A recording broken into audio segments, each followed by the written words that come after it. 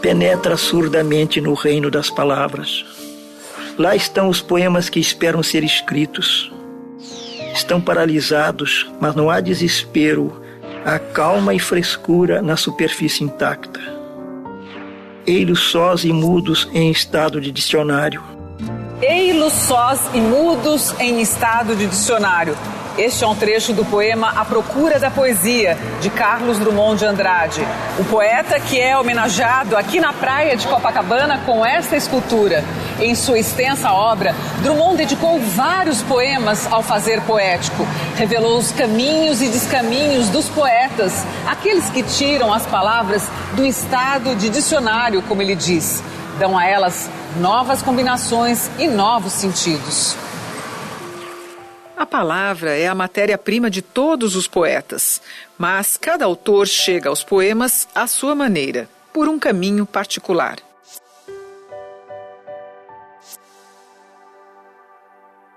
O poema não deu certo. Como se caísse devagar. O mundo não tem conserto. Eu não me lembro deste caminho. Meu coração se agonia. A viagem era um rabisco. A vida não deu em nada. No encontro com um poeta consagrado e uma jovem poetisa, nós vamos saber, afinal, o que fazem os poetas com as palavras. A ideia resiste ao verso, o verso recusa a rima afronta a razão e a razão desatina. Desejo manda lembranças. Paulo Henriques Brito é poeta, tradutor e professor universitário. Ao longo de sua carreira, ele já traduziu mais de 100 livros do inglês para português. Como se caísse devagar, a chuva era um rabisco fosco aparente, carregando o vidro de dúvida e hesitação. Uma lente embaçada, como se caísse tão devagar que o olho captasse o movimento fazendo-se pouco a pouco.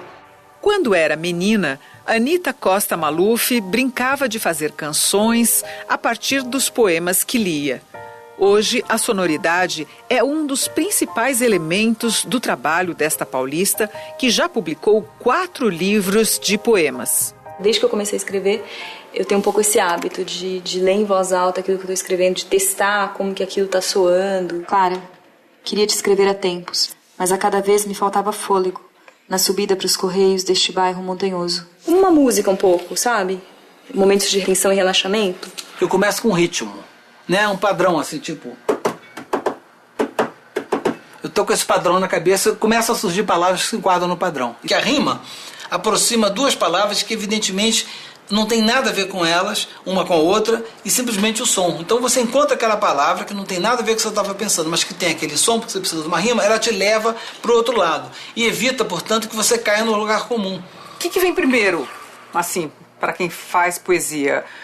O tema, você acha que precisa de grandes temas? Não, a única coisa que não puxa é tema. O que puxa são palavras, são sons, né? Um verso, um fragmento meu que eu descubro num caderno antigo, ou uma coisa que eu li no jornal, num livro de alguém, num romance de alguém, né? E ou a mesma coisa que aparece na minha cabeça. Raramente eu faço um poema em cima de uma ideia, é raro, já aconteceu, mas não é muito comum. Um poema começa a partir de uma frase, de alguma coisa que está soando na minha cabeça, que às vezes eu nem sei exatamente qual o significado daquilo. Eu gosto de escrever à mão num primeiro momento. Os cadernos estão todos mais ou menos organizados, numerados, eu vou escrevendo, tudo datadinho. Quando eu acho que a coisa vai sair alguma coisa dele, aí eu passo para o computador, né? A taxa de aproveitamento é para cada 50 páginas, assim, sai 1 ou 2 coisas. A maior parte dos poemas eu escrevi primeiro à mão, nos cadernos que eu tenho, né? Vários cadernos, sempre gostei de escrever à mão, gosto da letra, né? Depois no momento de edição mesmo, eu levo para o computador e aí que eu vou dar uma forma final para eles. E aqui ele muda muito na hora que você transcreve o que você escreveu? Normalmente, quando eu passo para o computador, ele já está semi-pronto, mas eu ainda elaboro, imprimo, mostro para pessoas que são meus primeiros leitores, eles comentam eventualmente, né? Aí ainda mexo alguma coisa assim. Às vezes eu não modifico tanto no primeiro momento que eu passo para o computador, mas depois quando isso vai ganhar, digamos, eu escolhi que aquele poema vai entrar no meu livro, aí sim, aí eu, em geral, trabalho ele bem mais, assim, porque ele vai fazer parte do livro. Então, inicialmente, esse poema começava com um verso muito curto, está difícil, que continuava no verso de baixo, a ponto de não poder. te responder agora. Então ele era todo mais quebrado. Mas a versão final que acabou indo para o livro foi essa daqui.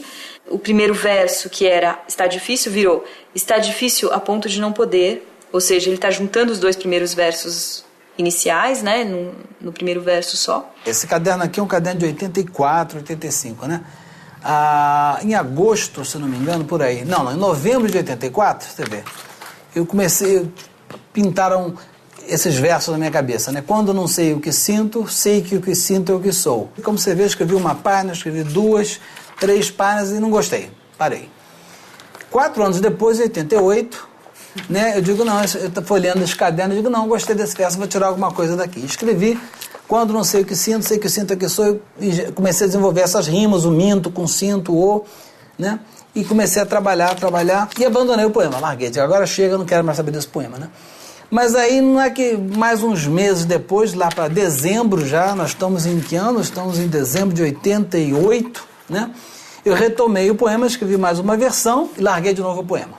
Finalmente, em janeiro de 1990, portanto já 6 anos antes da primeira versão, eu fiz a versão, aí saiu direitinha, um poema ficou pronto em 90, e em 97, finalmente, ele saiu em livro, saiu aqui no Trovar Claro. Poesia é sempre a gente tentar fugir do clichê, e é uma briga cotidiana e é todo o tempo. A gente tem que encarar que a gente não está inventando a roda, né? Entendeu? É um pouco isso, assim. E aí eu acho que é interessante, quando você vai estudar poesia, você pensar que estratégia que cada poeta criou para si, para fugir disso. Eu gosto de inventar formas, e muitas vezes eu gosto de inventar formas a partir de formas velhas. Então tem sonetos virados do avesso, sonetos espelhados. O que é soneto virado do avesso? Sonetos são um quarteto, 4 versos, né? E depois 2 tercetos, 3 versos. Então eu faço muito soneto ao contrário, começa com 3 versos, depois 4.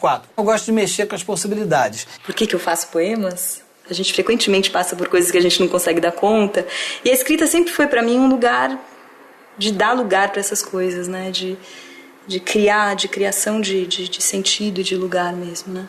De ponto a ponto, rabisco o mapa de onde eu não vou, ligando de risco em risco meus equívocos favoritos, até que tudo que sou é um acúmulo de escritos, penetrável labirinto em cujo centro não estou, mas apenas me presinto, mero signo, simples mito.